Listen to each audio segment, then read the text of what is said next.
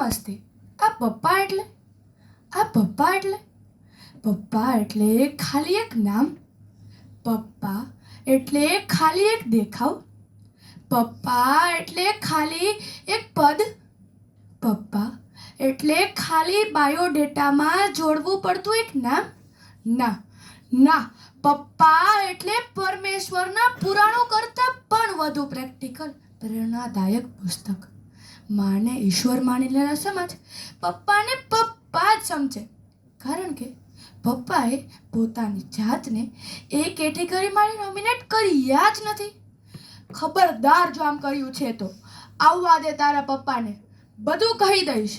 આવા વાક્યો દરેક માએ પોતાના બાળકને નાનપણમાં કહ્યા જ હશે, અને ન છૂટકે પણ. પેલો ઓફિસમાં ફેમિલી માટે કમાતો બાપ બાળકનો અજાણ્યો દુશ્મન બની ગયો હોય છે. ઘણા કિસ્સાઓમાં તો બાપની ખરી કિંમત સમજાય ત્યાં સુધીમાં તો બાપ ખીલી પર લટકાયેલો ફોટો બની ગયો હોય છે.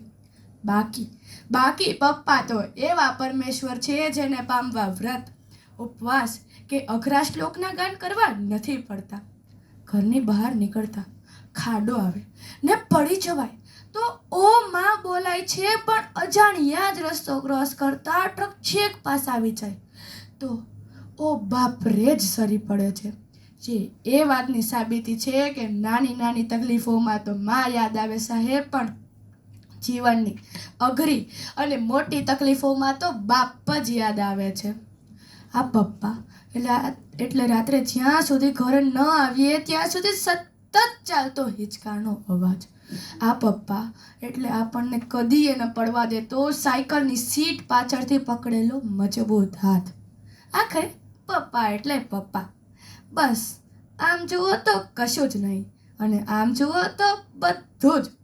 હજી એ સમય છે જો પપ્પા નામનું લાગણીનું સરનામું જીવંત બનીને ઘરમાં પોતાની મીઠાશ ફેલાવતું હોય તો એકવાર કોઈ જ કારણ વગર ભેટી પડજો.